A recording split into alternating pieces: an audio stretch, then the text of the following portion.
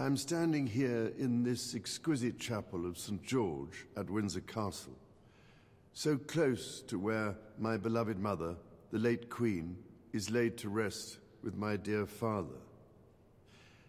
I am reminded of the deeply touching letters, cards, and messages which so many of you have sent my wife and myself, and I cannot thank you enough for the love and sympathy you have shown our whole family.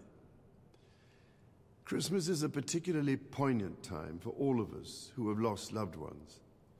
We feel their absence at every familiar turn of the season and remember them in each cherished tradition.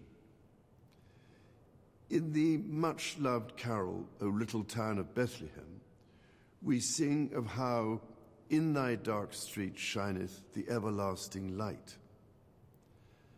My mother's belief in the power of that light was an essential part of her faith in God, but also her faith in people, and it is one which I share with my whole heart. It is a belief in the extraordinary ability of each person to touch with goodness and compassion the lives of others and to shine a light in the world around them. This is the essence of our community and the very foundation of our society. We see it in the selfless dedication of our armed forces and emergency services, who work tirelessly to keep us all safe, and who perform so magnificently as we mourn the passing of our late Queen. We see it in our health and social care professionals, our teachers, and indeed all those working in public service, whose skill and commitment are at the heart of our communities.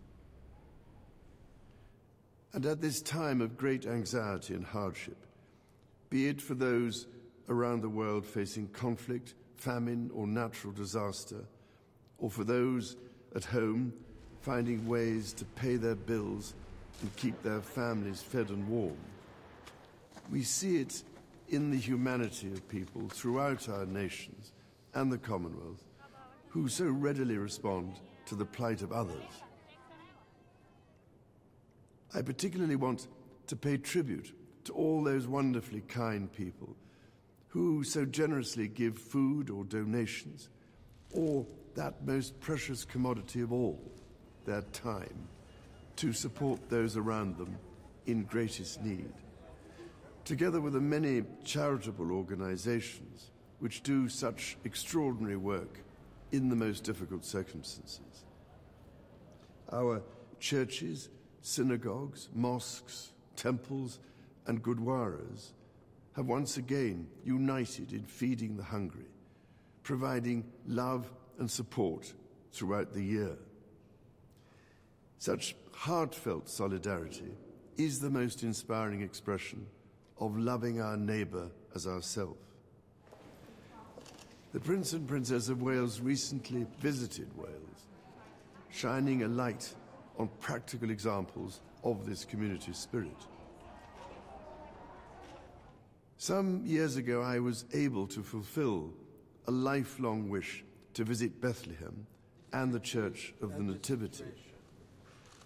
There I went down into the chapel of the manger and stood in silent reverence by the silver star that is inlaid on the floor and marks the place of our Lord Jesus Christ's birth.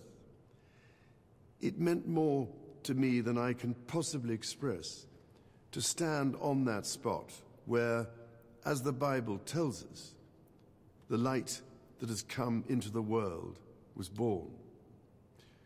While Christmas is, of course, a Christian celebration, the power of light overcoming darkness is celebrated across the boundaries of faith and belief. So whatever faith you have or whether you have none, it is in this life-giving light and with the true humility that lies in our service to others that I believe we can find hope for the future. Let us therefore celebrate it together and cherish it always.